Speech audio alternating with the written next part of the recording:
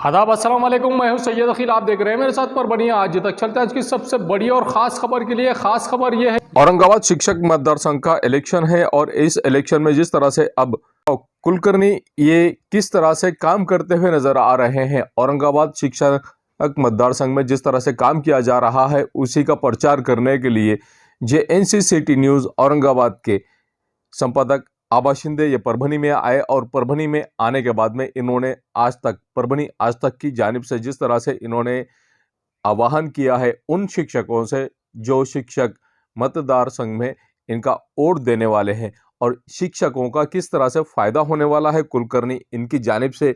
यही नहीं, इसके अलावा आईटीआई, जीटीआई और उसी के साथ में एमसीबीसी, इन शिक्षक मतदार संघ में इन लोगों के भी जो मसले हैं इन मसलों को भी किस तरह से उठाया जाने वाला है और इनके मसलों को भी किस तरह से सॉल्व किया जाने वाला है, यही बात हमें परभनी आज तक की एक खास मुलाकात में आबा शिंदे साहब इन्होंने बताई है। आइए जानते हैं किस तरह की प्रतिक्रिया और आह्वान आबा शिंदे साहब इनकी है। को एक्सपीरियंस आया, उनके जो मसाइल थे, उनके जो समस्याएं थे, उस समस्याओं को लेकर लोक प्रतिनिधि ने उनको कोई मदद नहीं की। मदद इन द सेंस हाउस में उनके लिए कोई आवाज़ नहीं उठाया और ना ही उनको जो है तो उनके साथ रूबरू हुए।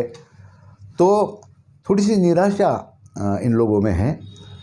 और फिर जैसा आपने सवाल किया कि ये निवडणूक जो हो रही है और हम मराठवाड़े की दौरा पूरा कर रहे हैं, तो किस तरीके से क्या माहौल क्या है।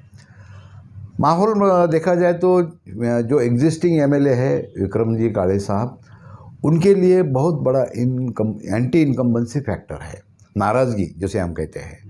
और इसी एंटी इनकम्बेंसी को कैश करने के हेतु से बीजेपी ने ऐन वक्त पर राष्ट्रवादी से आए हुए जो उनके उम्मीदवार अभी है किरण पाटिल साहब, उनको उम्मीदवारी दी और एक मराठा कार्ड खेलने की ये चाल थी। और लेकिन हुआ यूँ कि बाहर से आने वाले आदमी को इमीडिएट उसको जो है तो अपॉर्चुनिटी दी गई। तो जो आदमी पार्टी में पहले से काम कर रहे थे, ख़ासकर शिक्षक आघाड़ी का काम जो लोग संभाल रहे थे, उनमें वो नाराज़गी हो गई और वही उम्मीदवार नितिन कुलकर्णी साहब, नितिन कुलकर्णी, इन्होंने पूरे मराठवाड़े में बीजेपी के शिक्षक आघाड़ी का संगठन खड़ा किया। शिक्षकों के मसाइलों पर उन्होंने आंदोलन किए। सिर्फ आंदोलन नहीं किए, वो आंदोलन यशस्वी करके शिक्षकों के मसाइल जो है तो उन्होंने हल किए। मिसाल के तौर पे मैं आपको बताता हूँ कि 2 आश्रम शाला बंद हो चुके थे, वहाँ के 55 शिक्षक लोग थे।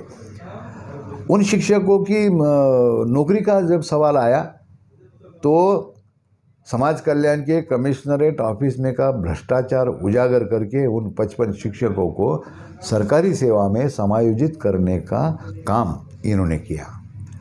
जो बंद आश्रम शाला थे उन लोगों के पेमेंट्स रुके हुए थे, 18 महीने पेमेंट रुके थे। 3 दिन में उन्होंने पेमेंट देने के लिए बाध्य किया। ये ऐसे बहुत सारे काम किए हैं।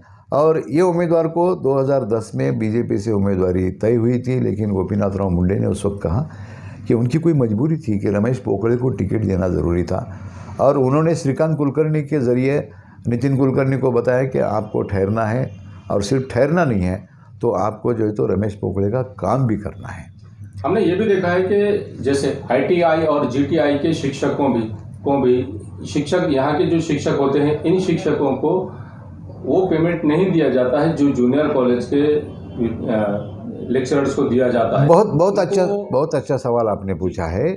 जैसा आपने बताया, टेक्निकल टीचिंग स्टाफ जो होता है, आईटीआई हो या फिर तुम्हारा एमसीबीसी हो या टेक्निकल स्कूल के हो, तो ये लोग आईटीआई में जो एडमिशन लेते हैं बच्चे, वो 10वीं पास होके आते हैं। नेचुरली वो जूनियर कॉलेज का कैडर रखते हैं, लेकिन उनके अध्यापकों को जो है तो टीचर का ग्रेड दिया जाता है।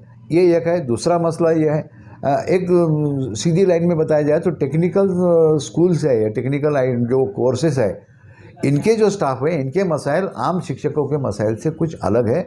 और पिछले 15 सालों से 20 सालों से इनके ऊपर किसी ने तवज्जो नहीं दिया। ये लोग अपना जो है तो रोना लेके गए आमदार के पास, तो आमदार ने उसके ऊपर कोई ध्यान नहीं दिया। हमारे उम्मीदवार ने इनकी सब समस्याएं समझ ली और उसके ऊपर हल निकालने का उनको पूरी तरह से आश्वस्त किया।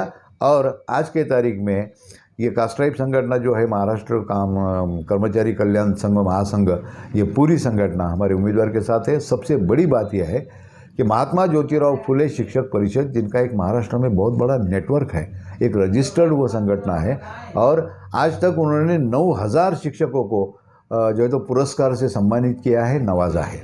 यह संगठन भी नितिन कुलकर्णी जी के साथ है। आश्रम शाला संस्था चालक संगठन, आश्रम शाला जो है तो कर्म शिक्षक संगठन, उसके बाद में जो है तो महाराष्ट्र शिक्षक आघाड़ी, उसके बाद में विषय शिक्षक संगठन, ऐसे बहुत सारे लोग इनके पीछे इनके साथ आए हैं। और मैं पूरी तरीके से दावा करता हूं और विश्वास के साथ दावा करता हूं 2 तारीख को जीत नितिन कुलकर्णी की होगी।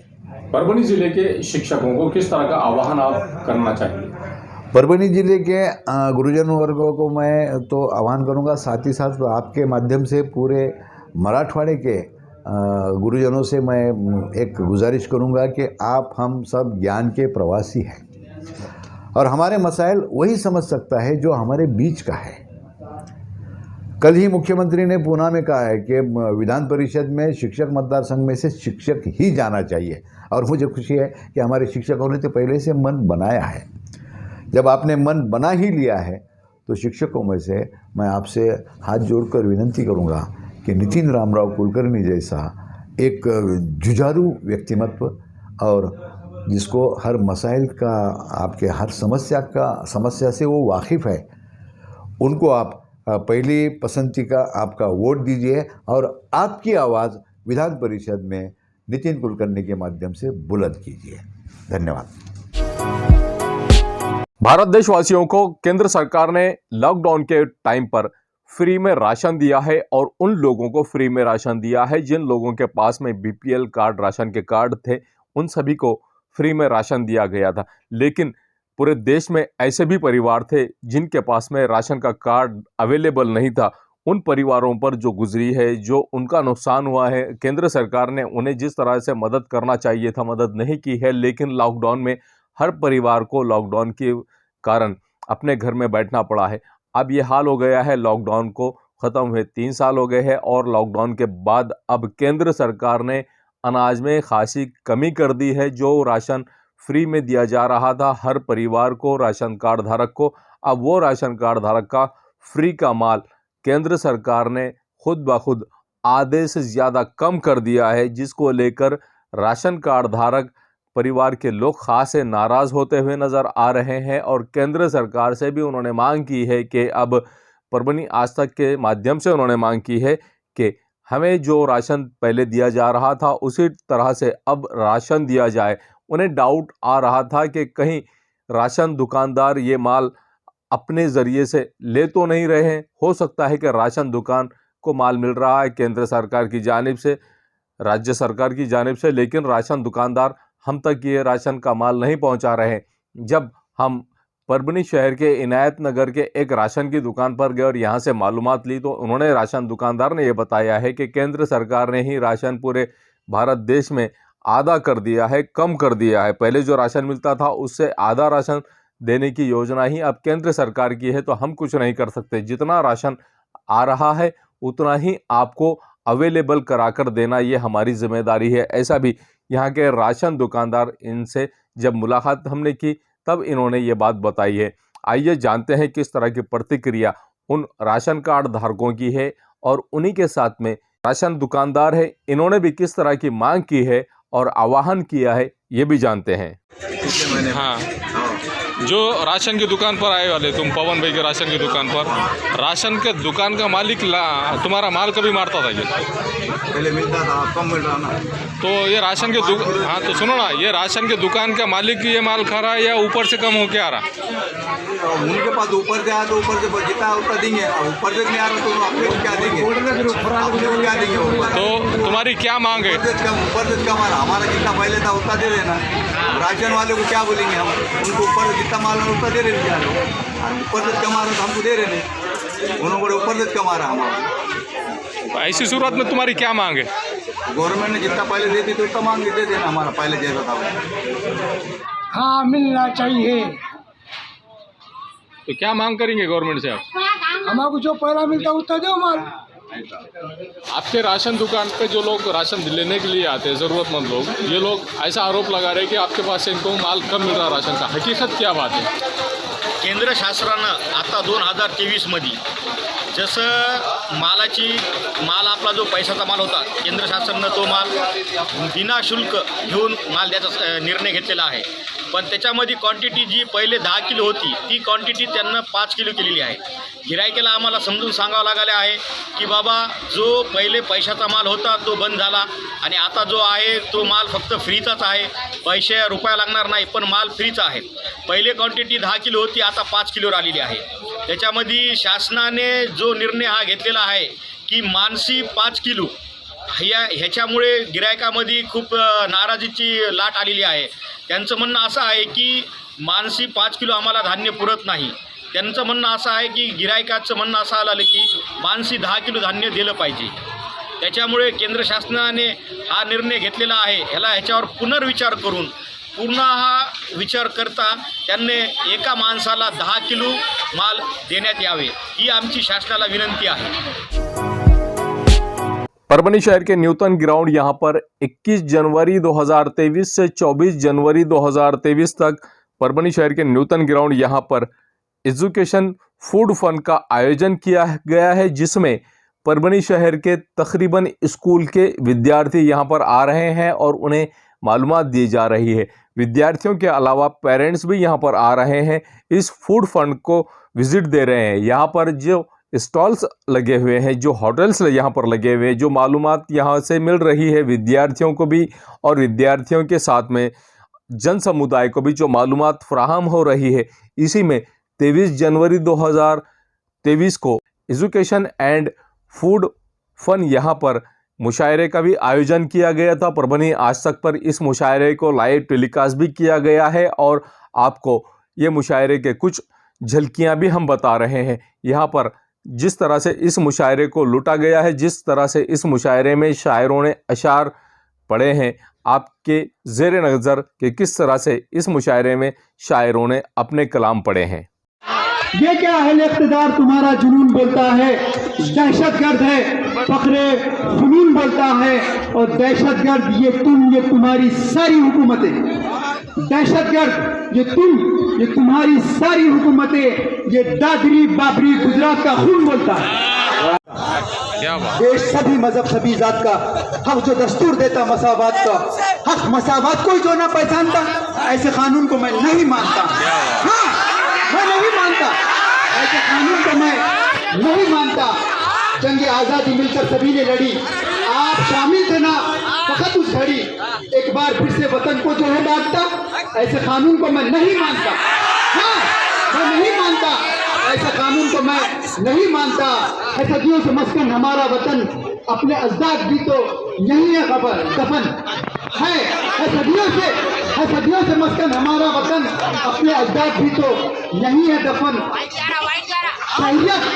शहरियत अपनी जो फिर है मानता, शहरियत अपनी जो फिर है मानता, ऐसे कानून को मैं नहीं मानता. हाँ, मैं नहीं मानता. हाँ, नहीं. से धूप में मैं बैठा हूँ.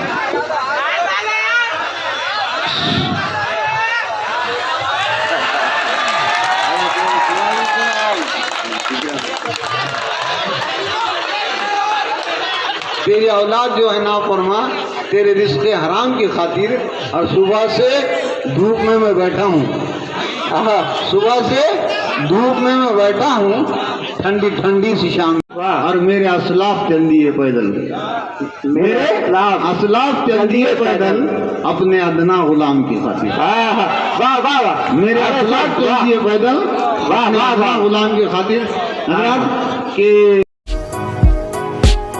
महाराष्ट्र में उद्धव बाला साहब ठाकरे इन्होंने और इन्हीं के साथ में श्रद्धेय प्रकाश बाला साहब अंबेडकर इन्होंने एक दूसरे की पॉलिटिकल पार्टियों को एक दूसरे से ज्वाइन कर दिया है और इन्होंने युति बना दी है. अब महाराष्ट्र राज्य में राष्ट्रवादी कांग्रेस, भारतीय राष्ट्रीय कांग्रेस, शिवसेना और उसी के साथ वंचित बहुजन आघाड़ी, इन 4 पॉलिटिकल पार्टियों ने एक दूसरे का हाथ थामा है और एक दूसरे का हाथ थामकर अब इनका अलायंस हो गया है. और इनका अलायंस होने के बाद में अब पूरे महाराष्ट्र में ये किस तरह से अब अपनी पॉलिटिक रणनीति को किस तरह से निभाने वाले हैं और किस तरह से ये प्लानिंग करने वाले हैं और बीजेपी को किस तरह से अब पॉलिटिकली दूर रखने वाले हैं जनता से। अब इनकी कितनी सीट्स निकलने वाली है ये तो आने वाला वक्त ही बताएगा। लेकिन परभनी के कार्य सम्राट आमदार, परभनी विधानसभा मतदार संघ के कार्य सम्राट आमदार डॉक्टर राहुल पाटिल और इनके साथियों ने जिस तरह से वंचित बहुजन आघाड़ी के कार्यकर्ताओं से मुलाकात की है, आइए जानते हैं किस तरह की प्रतिक्रिया परभनी विधानसभा मतदार संघ के कार्य सम्राट आमदार डॉक्टर राहुल पाटिल इन्होंने दी है इस वक्त। वंचित बहुजन आघाडीची आज युती झालेली आहे आणि एक ऐतिहासिक निर्णय आज महाराष्ट्रामध्ये बघायला मिळाला आणि भविष्य काळामध्ये एक सत्तेचे दारं उघडणारी ही युती आहे। डॉक्टर बाबासाहेब आंबेडकर यांचे नातू नवदत्त साहेबांचे नातू यांच्या दोघांमध्ये ही युती झालेली आहे आणि याचा निश्चितच येणाऱ्या सगळ्या निवडणुकीवर आपल्याला फरक लागेल। मुंबई महानगरपालिका असेल, येणारी लोकसभा असेल, येणारी विधानसभा असेल, येणाऱ्या सगळ्या स्थानिक स्वराज्य संस्था असेल, त्याच्या प्रकारचं जातीवादाचं तेढ निर्माण करण्याचं काम भाजपाने गेल्या कित्येक वर्षापासून केलेलं आहे। याला चपराक देण्यासाठी वेगळी युती आज उद्धव साहेबांनी राज्यसभेने आज घेतलेला आहे आणि सर्व स्तरातील समाजामध्ये आनंदाचं वातावरण निर्माण केलं आहे। एक वेगळी दिशा देण्याचं काम या निमित्तानं एक समाजाला वेगळी दिशा देण्याचं काम या युतीच्या माध्यमातून होणार आहे। तुम्ही पाहिलं असेल, परभणी असेल, मराठवाड्यातील किंवा महाराष्ट्रातील स्थानिक कोकणातील सर्वसामान्य कार्यकर्ता अतिशय आनंदी झालेला आहे आणि येणाऱ्या काळामध्ये सत्तेचे दार सर्वसामान्यांना उघडण्याचं काम या युतीच्या माध्यमातून होणार आहे। महाराष्ट्र राज्य में इस वक्त 2023 में जिस तरह से एकनाथ शिंदे इनकी सरकार है और एकनाथ शिंदे महाराष्ट्र राज्य के सीएम है, महाराष्ट्र राज्य के मुख्यमंत्री है, महाराष्ट्र राज्य के मुख्यमंत्री होने के बावजूद इनके साथ में जो लोग जुड़ते हुए नज़र आ रहे हैं, परभनी ज़िले के पाथरी तालुके से जिस तरह से राष्ट्रवादी कांग्रेस के कुछ नगर सेवक, विद्यमान नगर सेवक और उन्हीं के साथ में विद्यमान सरपंच, इन्होंने एकनाथ शिंदे इनका हाथ थामा है, इनकी पार्टी ज्वाइन की है, ऐसा यहाँ कुछ कार्यकर्ता और पदाधिकारियों ने ये मालूमात दी थी पत्रकार परिषद के जरिए से। उसी के चलते आड़वा बैठक राष्ट्रवादी कांग्रेस की जानिब से ली गई है और उसमें आमदार बाबाजानी खान दुर्रानी, खासदार फौजिया तहसीन खान इनकी मौजूदगी थी और इसी में किस तरह की मालूमात आमदार बाबाजानी खान दुर्रानी इन्होंने दी है ये भी जानते हैं। एक आड़वा बैठक जब राष्ट्रवादी कांग्रेस की जानिब से ली गई है, इस आड़वा बैठक में किस तरह की प्रतिक्रिया आमदार बाबाजानी खान दुर्रानी इन्होंने दी है और क्या कहा है, आइए जानते हैं।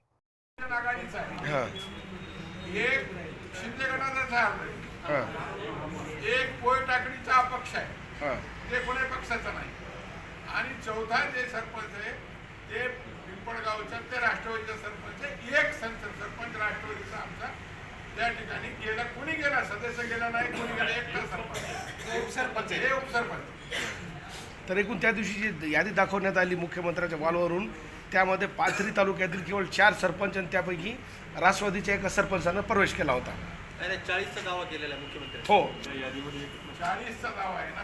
हां, आणि राष्ट्रवादीचा 1 आणि इतर 3 गेलेले आहे फक्त। इतर 3 म्हणजे ते वंचितचे हे ते राष्ट्रवादीचे नाही, त्याला नगरपालिकेच्या उमेदवारी। आता आमच्याकडे नगरपालिकेच्या उमेदवारी देताना आम्ही जे लोकांना नाही द्यायची त्याला माहिती आहे की आपल्याकडे आम्ही कसं आहे, परभणीचा जरी एखादा आम्ही माणूस तिथं आम्हाला उभे केलं तर आम्ही लोक माझ्यावर विश्वास करून त्या ठिकाणी निवडून देतो। त्याला उमेदवारी आपल्याला देता येत नाही, देणार नाही म्हणून त्याला आधी सांगितलं की तुला उमेदवारी नाही, मग ते उमेदवारी नाही म्हणून आता शिंदे गटाकडे जाऊन पैसे उमेदवारी मिळेल, मला काहीतरी मिळेल म्हणून त्या ठिकाणी जास्त करून ते असं नगरपालिकेसाठी केलेलं आहे आणि त्याला उमेदवारी मी सांगितलं की तुला उमेदवारी नाही, तू काम कर पक्षाचं। या ठिकाणी आमचं सिटिंग उमेदवार ऑलरेडी आहे किरण भाले आणि ते भालेच आहे, आम्ही म्हणलं की ऑलरेडी आहे तिथे आणि तुला आता पुढे विचार करू, लगेच ते केलं। आता कसं आहे, निश्चितपणे कुठंतरी मुख्यमंत्र्याने हे जेवढे प्रवेश केले, जे त्याचे फोटो केलेले, त्यांनी परभणी जिल्ह्यातून SP ऑफिस कोण पाथरी पोलीस स्टेशन यांची माहिती घ्यावी, यांच्यावर कोणते कोणते गुन्हे आहेत, कोणाकोणावर काय काय गुन्हे आहेत। आम्ही मुख्यमंत्र्याला भेटल्यानंतर निश्चित सांगणार आहे की असं जे पाथरीमध्ये जे प्रकार चालू आहे ते तुम्हाला प्रवेश कोणाला बी आपला पक्ष वाढवायचा अधिकार आहे। पक्ष वाढीत असताना काय शहानिशा करायला पाहिजे, काही जे लोकांना प्रवेश आपण देत असताना की हे कोणत्या प्रवृत्तीचे, यांचं काय पार्श्वभूमी, हे जर विचार जर केला तर निश्चितपणे मुख्यमंत्री महोदय असा चुकीचा निर्णय त्याला घेता येणार नाही. माफिया सांगतायत, चोरीतले आरोपी सांगतायत, ईडीचे आरोपी हो. सांगतायत, नेमके हे आरोपी कोण आहेत? नाही, हे एक वली पाशा नावाचा पाथरीचा कुरेशी आहे, वली पाशा कुरेशी. एक शाकीर सिद्दीकी म्हणून एक आहे, त्याच्यावर पाईप चोरीचा हे गुन्हे. नाना टाकळकर हे वाडू माफिया आहे. गब्बर हे स्वतः ईडीचा आरोपी आहे. याने अनेक छोटे मोठे गुन्हे ह्याच्यावर सुद्धा आहे. तर असे प्रकारचे लोक त्या ठिकाणी मुख्यमंत्र्यापर्यंत जाऊन फोटो सेशन करतात, हे अत्यंत गंभीर बाब आहे.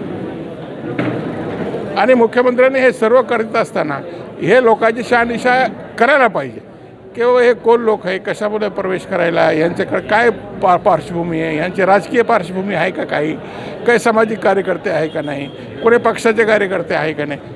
उगाच असं किती लोकांना घेऊन जाऊन असा प्रकारचा एक ते गब्बरच्या मार्फत प्रयत्न केला जाते. पाथरी तालुक्यातले 40 सरपंचांनी राष्ट्रवादीतून शिंदे गटामध्ये प्रवेश केला, असा प्रकारच्या मुख्यमंत्र्याच्या पेजवरून बातमी प्रसारित झाली. म्हणून आज पत्रकार परिषद घेऊन मी याचा खुलासा केला की पाथरी तालुक्यामध्ये 49 ग्रामपंचायती, 49 सरपंच आहे. त्याच्यापैकी 33 सरपंच हे राष्ट्रवादी काँग्रेस पक्षाचे आहे आणि उरलेले सरपंच शिवसेना, काँग्रेस आणि अपक्ष आहे. त्यात काल 4 सरपंचांनी त्या ठिकाणी प्रवेश केला. 4 पहिले एक उपसरपंच आहे.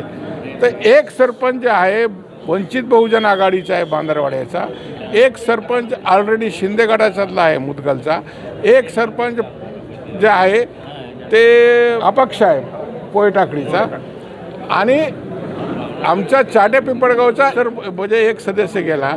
आता असं प्रकारचा चुकीचा जे आहे तर मुख्यमंत्र्याच्या पेजवरून आणि मुख्यमंत्र्याच्या कार्यालयातून किंवा त्यांच्या ऑफिसकडून असे बातमी प्रसारित केले जाते आणि त्या ठिकाणी असं भासलं जाते की किती मोठ्या प्रमाणावर लोक शिंदे गटामध्ये सरपंच सामील होते. हे चुकीचं आहे. म्हणून मी सगळे सरपंच ह्या ठिकाणी आणले. ज्याला फोन केले त्याला अभिषेक दाखवून आले की तुम्हाला आम्ही 50 लाखाचा निधी देतो, तुम्हाला 1 कोटीचा निधी देतो, असे प्रकारचे फोन करून लोकाला वडविण्याचा प्रयत्न केला जातात. हे फोन जे ईडीचा आरोपी आहे त्याच्याकडून हे फोन जातात. मी तुम्हाला ते नाना टाकळकर म्हणून एक वाडू माफिया आहे, त्याच्या वाडूचे संबंध जिल्ह्यामध्ये धंदे आहेत, ते पाथरी तालुक्यातला आहे. त्याचा प्रयत्न असते की बाबा मला आता पुढे चलून वाळूचे धक्के घ्यायचे, तर त्या ठिकाणी त्याला असं सांगण्यात येते की तू किती कर धंदा, आम्ही मिलिटरीच्या प्रोटेक्शनमध्ये तुला वाळू काढून देऊ, तू काही घाबरू नको. म्हणजे असं मुख्यमंत्र्याच्या कार्यालयाकडून त्यांच्या वर्धास्त असे लोकांना राहणे की जे चुकीचे. आणि अनेक गुन्हेगार व्यक्ती मुख्यमंत्र्यासोबत त्या ठिकाणी फोटो सेशनमध्ये मी व्यक्तिशः मुख्यमंत्र्याला भेटल्यानंतर सुद्धा त्याला सांगणार आहे की तुम्ही असे लोक ज्या ठिकाणी त्यांच्यावर अनेक गुन्ह्याचे आरोप आहेत, चोरीसारखे महत्त्वाचे म्हणजे तुम्ही हा मुख्यमंत्र्यांवर गंभीर आरोप करतायत की त्यांच्यासोबतचे जे आरोपी आहेत म्हणजे फोटोमध्ये चोरीचे आरोपी सांगतात तुम्ही, वाळूचे आरोपी सांगतात, ईडीचे, नेमके आरोपी कोण कोण आहेत? नाही, आता हे आरोपी आता ते गब्बर खान ईडीचा आरोपी आहे, ते वली पाशा म्हणून ते बैल चोरीचा याचा मोठा आरोपी आहे. ते परवा ते बेलवर सुटला 1 महिना झाला. त्याच्यानंतर पाईप चोरीचे आणि ट्रक चोरीचे गुन्हेगार त्याच्यामध्ये आहे. तर असे गुन्हेगार अनेक प्रवृत्तीचे गुन्हेगार वेगळे न्यूज़ कवर किया हमारे परभनी आज तक के कार्यकारी संपादक बाबरुद्दीन सिद्दीकी, 24/7 महाराष्ट्र न्यूज़ चैनल के कार्यकारी संपादक सत्तार खान पठान, परभनी आज तक के जिला प्रतिनिधि सैयद मोबिन इन्होंने मिलकर मैं हूं सैयद अखिल। कि आप अगर हमारे चैनल को सब्सक्राइब कर रहे हैं तो सब्सक्राइब करने के बाद में बेल आइकन का बटन दबाना ना भूलें। वो इसके लिए कि आपको हमारी न्यूज़ सबसे पहले मिले, इसके लिए आप बेल आइकन का बटन ज़रूर दबाएं। हमारी न्यूज़ को शेयर करें, लाइक करें और कमेंट करना ना भूलें। मुझे दीजिए इजाज़त। जय हिंद। मिर्ज़ा मेस परभनी। अगर आप परभनी शहर में रहते हैं और घर के खाने का लुत्फ लेना है तो संपर्क ज़रूर करें मिर्ज़ा मेस परभनी। घर पहुंच सेवा खाने के टिफ़िन के लिए ज़रूर संपर्क करें। मोबाइल क्रमांक 8830266947। SK traders Dargah road Parbhani. हमारे पास Maharaja bed, sofa, dressing table, wardrobe, dining table, cooler, washing machine, fridge, tea table, चौकी सभी प्रकार के फर्नीचर कंपनी के दाम में ग्राहक की खुशी, यही हमारा नफा। एक बार जरूर संपर्क करें। Address SK traders Dargah road Parbhani. Mobile number 9881 290 190। Quality की तलाश यहाँ खत्म। King of belts, Shaniwar Bazar के पास, Nanalpeth corner, Parbhani. Ladies purse, school bag, original leather belt, कमर belt, wallet, body spray, perfume और भी बहुत कुछ। एक बार जरूर आए। King of belt, Shaniwar Bazar, Nanalpeth corner, Parbhani. Samir tent house, Kudrati corner, Kadrabad plot, Parbhani. हमारे पास तरह के प्रोग्राम के लिए सामान किराए पर मिलेगा। शादी, एंगेजमेंट, चिल्ला जैसे सभी प्रोग्राम के लिए संपर्क करें। सैयद मुज्जमिल, मोबाइल क्रमांक 9766683126। SBS इंग्लिश स्पीकिंग क्लासेस, मासूम कॉलोनी, दरगाह रोड, परभणी। अगर आप घर बैठे इंग्लिश में बात करना सीखना है तो आज ही कांटेक्ट करें SBS English speaking classes. Mobile number 9823797828। महबूब पार्क फंक्शन हॉल, मनसब नगर, जाम पारवा गेट, दरगाह रोड, परभणी। शादी हो या एंगेजमेंट, चिल्ला हो या जुमागी, मीटिंग हो या फिर कुछ और, परभणी में तो भैया सिर्फ एक ही नाम, महबूब पार्क फंक्शन हॉल, मनसब नगर, जाम पारवा गेट, दरगाह रोड, परभणी। बुकिंग शुरू है। Mobile number 9960569383, 8421903333। इसके साथ ही 9822829035। हाजी महबूब अंसारी। याद रहे, आप हर तरह के प्रोग्राम हमारे फंक्शन हॉल में मनाएं। आज ही अपने प्रोग्राम की बुकिंग करें।